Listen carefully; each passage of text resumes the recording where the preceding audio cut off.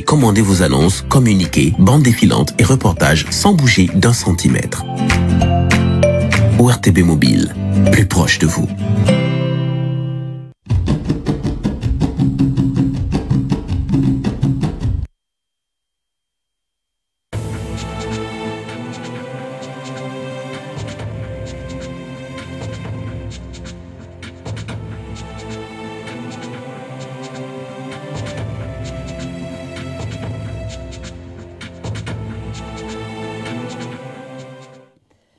Monsieur, bonjour et bienvenue à cette édition du journal. Voici les titres.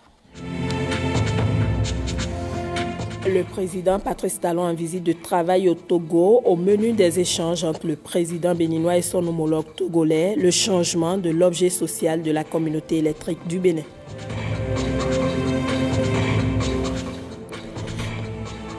Semaine de l'inclusion financière dans l'espace UEMOA, la BCEAO célèbre la première édition avec les 8 États membres de l'Union. Les précisions dans un instant.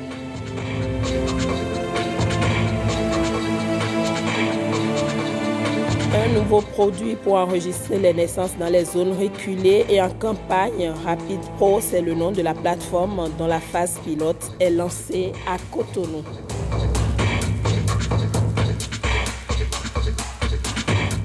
Visite de travail du président Patrice Talon ce mardi à Lomé, au Togo. Il a été reçu par son homologue togolais, Faure Gnassingbé, à la présidence de la République togolaise. La séance de travail a porté sur l'examen de la situation de la communauté électrique du Bénin, la CEB. Il ressort de cette réunion le changement de l'objet social de la CEB à compter du 1er janvier 2019 et la mise sous gestion déléguée de cette structure. Pour avoir de plus amples détails sur ce sommet des chefs d'État de la CEB, nous vous proposons de suivre le communiqué final lu par le ministre togolais des Mines et de l'Énergie. Le président de la République du Bénin, son Excellence M. Patrice Talon, a effectué une visite de travail à Lomé ce 27 novembre 2018.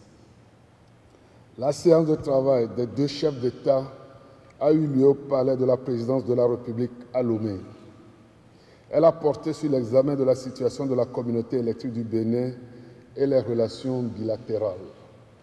Lors de la rencontre au sommet, l'évolution récente du secteur de l'énergie électrique au Togo et au Bénin a été présentée, notamment en ce qui concerne la sécurité de l'approvisionnement, l'autonomie énergétique pour accompagner les missions régaliennes des deux États et la consolidation d'un service public de l'électricité qui ouvre plus d'accès au plus grand nombre, tant pour les besoins sociaux qu'économiques. À l'issue de la séance à huis clos, entre les deux chefs d'État et leur ministre en charge des finances et de l'énergie, les orientations suivantes ont été données. S'agissant de la dette de la CEB à l'égard de ses fournisseurs d'énergie, TCN, VRA, GRICO et CIE, il sera procédé en accord avec ses créanciers à la mise en place d'un plan d'appurement. Changement de l'objet social de la CEB à compter du 1er janvier 2019. La CEB devient désormais gestionnaire du réseau de transport d'énergie avec pour activité connexe la poursuite de l'exploitation des moyens de production du barrage de Nangbeto et les deux turbines à gaz installées dans les deux pays. En conséquence, chaque État assurera l'importation directe de ses besoins complémentaires en énergie. Mise sous gestion déléguée de la CEB. Une direction transitoire serait mise en place à compter du 1er janvier 2019 et aura pour mission, entre autres, de engager la procédure de recrutement des gestionnaires délégués, démarrer la restructuration de l'entreprise. Les deux chefs d'État expriment leur gratitude à leurs excellences, Monsieur le Président de la République fédérale du Nigeria, de la République du Ghana et de la République de la Côte d'Ivoire pour leur compréhension et leur soutien à la CEB. Par ailleurs, les deux chefs d'État ont salué la bonne coopération entre les deux pays, notamment entre les administrations douanières, et ont convenu de la mise en place d'un cadre de concertation qui permettra de mieux lutter contre la fraude.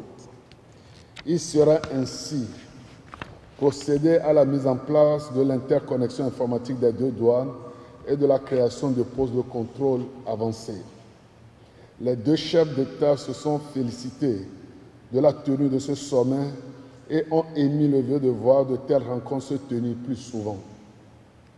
Le président de la République du Bénin, son Excellence M.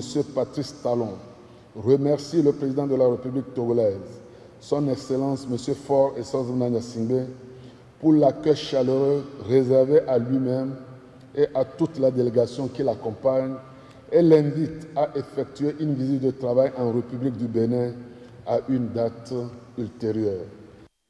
La fraude et la corruption en période électorale au Bénin, le sujet est au cœur d'une rencontre entre l'Autorité nationale de lutte contre la corruption et ses partenaires membres du cadre de concertation et d'échange d'informations pour l'efficacité de la lutte contre la corruption. La séance se tient depuis ce lundi à Boycon. Théodore Gandieko, Alessandra Djotan. C'est une rencontre dictée par l'actualité politique du moment. Je voudrais vous inviter au cours de la présente session de notre cadre de concertation à nous pencher sur notre rôle avant, pendant et après les élections législatives de 2019. Que dit la loi 2018-31 du 9 octobre 2018 portant code électoral qui vient d'être voté et promulgué? L'objectif global de la présente rencontre est de mener des réflexions approfondies autour de la question de la corruption en période électorale en vue d'une pleine participation de l'ANLC et autres acteurs et membres du cadre de concertation au processus électoral de 2019.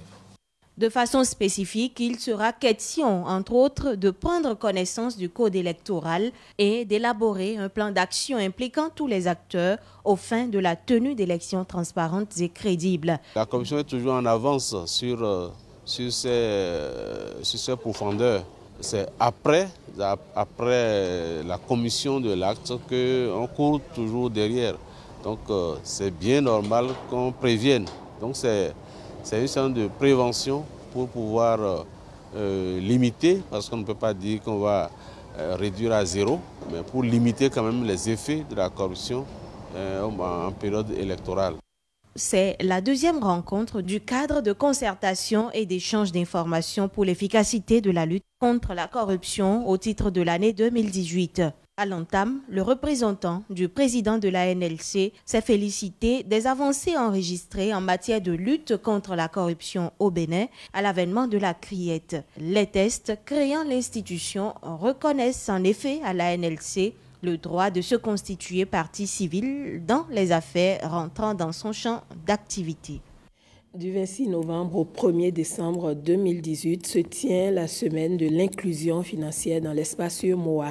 Les activités se déroulent simultanément dans les 8 États membres et au siège de la Banque centrale à Dakar, au Sénégal. L'objectif est d'accroître l'accès des citoyens communautaires au crédit. Christelle Tongodo, Bénédicte Bossou. Non à l'exclusion financière, oui à l'inclusion financière. L'accès équitable et à moindre coût aux services financiers de base. Une préoccupation débattue à cette rencontre de haut niveau. Une semaine entière dédiée à l'inclusion financière dans l'espace UEMOA. Vous savez, l'inclusion financière constitue un catalyseur de la croissance économique et un puissant vecteur de développement, en ce qu'elle facilite la participation des couches sociales les moins nanties à la création des richesses dans les pays. Il n'est donc pas étonnant qu'elle soit placée au centre de toutes les politiques de développement visant à accélérer la croissance, à lutter contre la pauvreté et à réduire les inégalités sociales. Une première édition qui rassemble les acteurs du système financier. Les 8 États membres de l'UEMOA réfléchissent sur les défis à relever pour accélérer la croissance économique dans chaque pays membre de l'Union.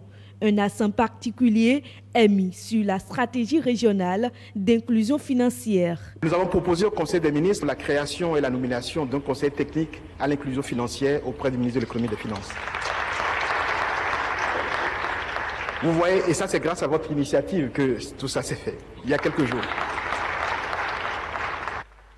Le deuxième élément, c'est qu'en tant que ministre de l'économie et des finances, mais surtout président du Conseil des ministres statutaires de l'UEMOA, j'ai dû, dans le cadre de la préparation de cette semaine, m'enquérir des initiatives qui existent dans chacun de nos États. Et j'ai pu me rendre compte que sur les 8 États de l'Union, seuls 2 disposent aujourd'hui de stratégie nationale d'inclusion financière. Et plusieurs y travaillent. Du coup, ça m'a permis de mettre dans mon agenda, dans les échanges que j'aurai avec mes pairs dans les prochains jours, la nécessité que tout le monde se mette au pas, que tout le monde élabore ce plan d'action national qui doit être aligné sur la stratégie régionale de microfinance et ancré résolument dans les programmes nationaux de développement et de réduction de la pauvreté. Enfin, en tant qu'acteur public de mon pays, je me suis rendu compte du rôle et des responsabilités fortes qui sont ceux des pouvoirs publics, qui notamment doivent, dans leur stratégie de développement, mettre l'accent sur les investissements nécessaires pour développer les infrastructures technologiques, mettre l'accent sur les initiatives et les incitations, notamment fiscales, pour encourager le secteur privé à développer des usages nouveaux, des produits pour nos populations à des coûts abordables. La semaine de l'inclusion financière prend fin le 1er décembre 2018. Une foire est prévue à cet effet, occasion pour les institutions financières de présenter aux investisseurs et aux populations leurs projets et services. Il est également prévu des échanges sur des possibilités de partenariat avec des investisseurs. Le coût élevé du traitement de la tuberculose fait l'objet d'un atelier qui se tient à Cotonou. Pendant 5 jours, les experts et les facilitateurs de divers horizons vont se pencher sur la question. Des recommandations seront faites en vue de soulager les malades et leurs familles. Précieuse à Kwehonou, Alexis Kenom. La présente rencontre réunit les pays membres du réseau régional de lutte contre la tuberculose de l'Afrique de l'Ouest et du Centre.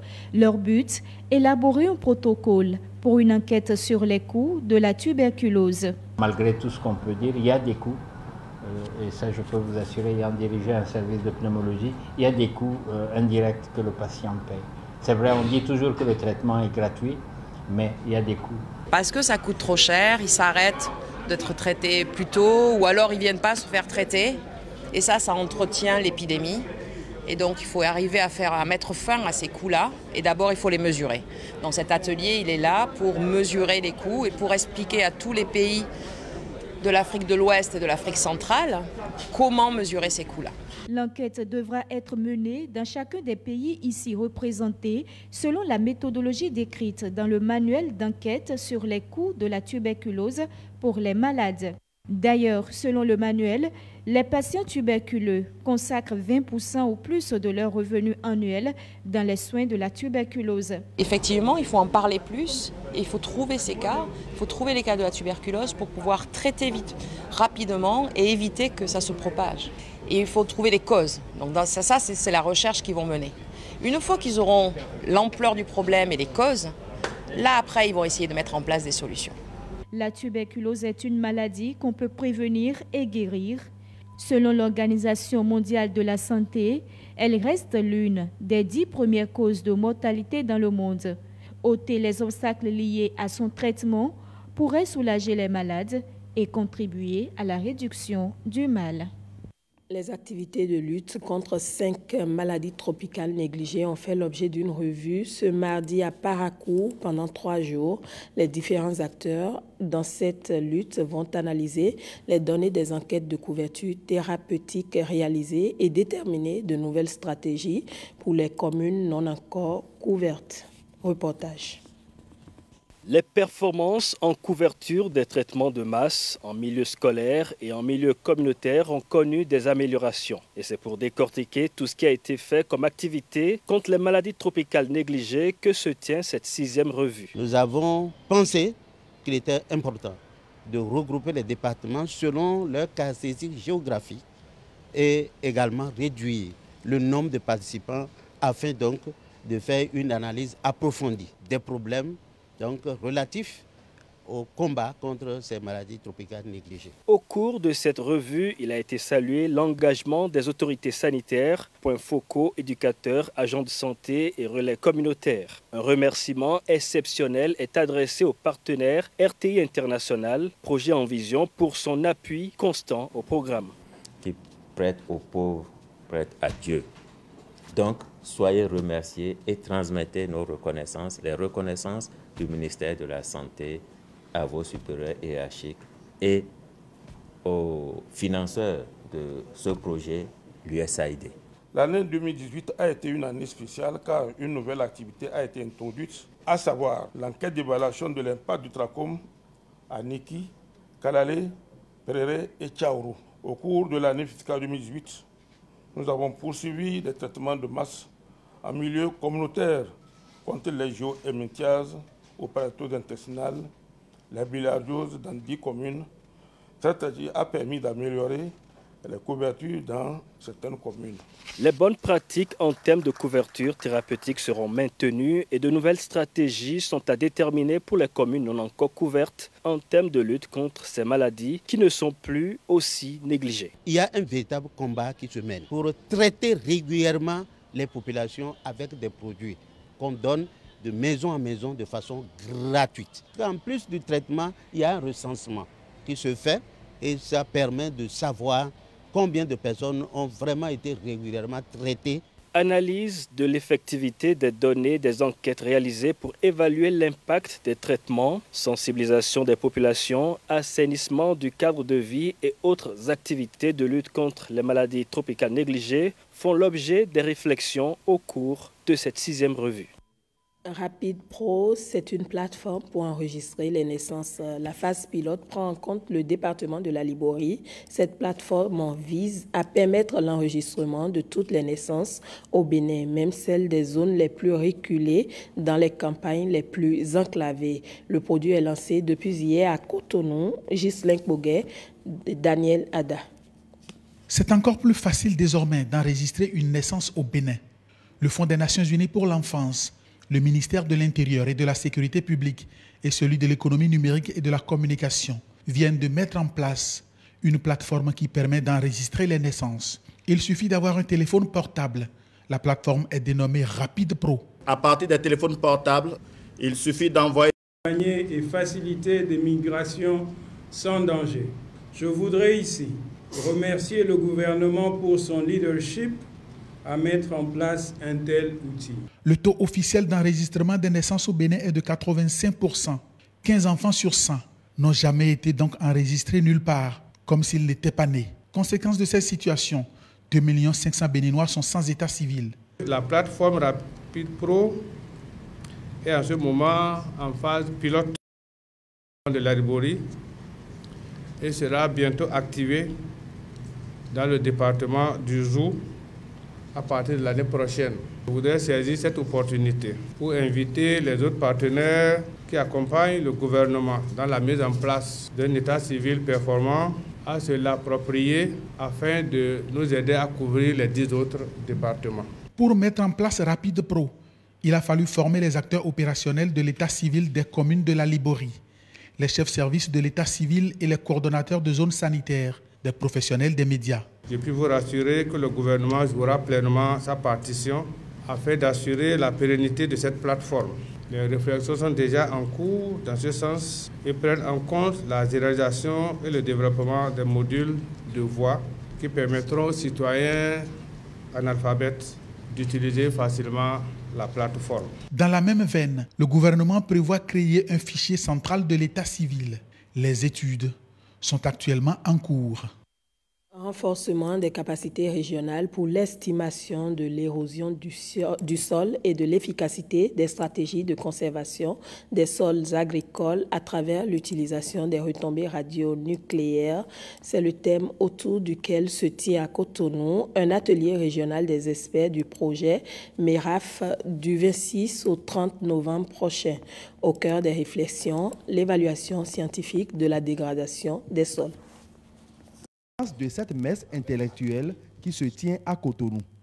Cet événement d'importance qui réunit des experts venus de l'Afrique, et de l'AEA permettra aux participants, d'une part, d'examiner et d'évaluer les résultats de la mise en œuvre de la première phase du projet et, d'autre part, d'élaborer le plan de travail ainsi que les stratégies pour la deuxième phase du projet auquel le Bénin participe activement. In fine, les réflexions vont contribuer à l'identification des voies et moyens pour la sauvegarde et la régénération des terres agricoles, toute production agricole dépendant du sol. Le Bénin est membre du MERAF depuis 2012. Préservation de la biodiversité. Les meilleurs Béninois qui s'investissent dans le domaine ont été primés. C'est à l'issue d'un concours national organisé par la société Calcim, soutenu par le gouvernement. La cérémonie de remise de prix s'est déroulée devant parents et amis des récipiendaires. Christelle Tongodo, Louis Koudoubo pour le reportage. 2 femmes et 2 hommes. Ce sont les gagnants issus des 2 catégories de ce concours national. La première catégorie est intitulée Communauté, la seconde Recherche. Les premières de chaque groupe repartent avec un chèque de 5 000 €, environ 3 millions francs CFA. Quand ils ont lancé le concours Quarry Life Awards sur la carrière de calcaire de Fongba, j'ai crédité un projet sur la restauration des sites abandonnés après carrière, puisque j'ai déjà évalué les impacts et je sais que le sol laissé après l'extraction est très pauvre. Pour accéder aux matériaux, il faut enlever non seulement la végétation, mais il faut décaper la terre arable et le sol, les différents horizons pour atteindre la roche à extraire. 6 candidats ont pris part à cette compétition nationale qui a duré 2 ans. 2 années pour détecter les meilleurs projets sur la biodiversité grâce à la volonté de la société Calcim, une entreprise spécialisée dans l'exploitation du calcaire. Je suis particulièrement heureux de la mise en place de ce concours international scientifique et éducatif par Cement dans le domaine de l'environnement, plus particulièrement de la biodiversité et à travers cette carrière. La carrière participante au Bénin est celle de Fongba à Lokossa. La dite carrière d'exploitation de calcaire appartient à la société Calcim, qui constitue ensemble avec Sim Bénin et Granit Bénin les 3 sociétés filiales du groupe Heidelberg au Bénin. Un sincère merci aux autorités de Heidelberg Cement en souhaitant à la société Calcim un développement plus harmonieux qui lui permettra d'être beaucoup plus visible sur le terrain pour davantage d'actions de développement. La société Calcim SA entend ainsi travailler pour un environnement sain. À travers ce prix, elle lance une invite pour une exploitation judicieuse des carrières. Une délégation de la banque UBA était dans les écoles de Cotonou et Abomey-Calavi. Cette descente s'inscrit dans le cadre de la mise en œuvre de l'opération Each One Teach One. Il est question pour chaque agent de UBA de partager avec les autres une aptitude qu'il développe en dehors du cadre professionnel. Le Naïk Agbazaou nous en dit plus. Each One Teach One. En français, chacun apprend à chacun. C'est le nouveau concept développé par la fondation UBA, United Bank for Africa. Il s'agit pour les agents de cette banque d'impacter positivement leur communauté en apprenant aux autres ce qu'ils savent faire en dehors de leurs compétences professionnelles. Nous sommes ici au Collège Sainte-Marie de Sédégbé au PK14. C'est une situation de classe improvisée. Cette délégation de UBA offre des livres à ses candidats au baccalauréat et partage avec eux un instant de lecture. Et pour cause, les élèves lisent moins aujourd'hui, appâtés par les réseaux sociaux. On est venu dans le cadre de la lecture, donc c'était redonner goût aux enfants sur la lecture, parce que la lecture, c'est le développement de la culture, c'est l'apprentissage des mots, c'est la découverte de phrases qu'on ne connaissait pas. Je profite de l'occasion pour dire merci à UBA. Je profite pour dire que le message transmis qui est que la lecture cultive, la lecture donne du savoir, la lecture enrichit, le message est passé. Cap est ensuite mis sur Abomey-Calavi, ici au complexe scolaire qui porte le nom du président poète Léopold Sédar Senghor. L'exercice est le même dans cette classe de seconde scientifique.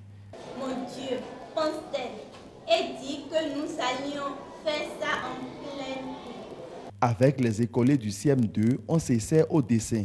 L'accompagnement que UBA vient d'apporter est un accompagnement de taille.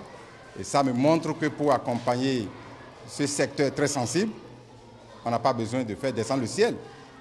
Les gens qui peuvent nous accompagner, ce n'est pas de gestes très simples dans le relèvement du niveau des enfants et autres. Donc nous sommes très émus. Les actions de la fondation UBA, présidée par le célébrissime Nigérian Tony Elumelu, sont l'expression de la dimension citoyenne de la banque. L'opération Each One Teach One entend s'élargir aussi à d'autres écoles et activités. Mesdames, Messieurs, c'est la fin de ce journal. Merci à vous de l'avoir suivi.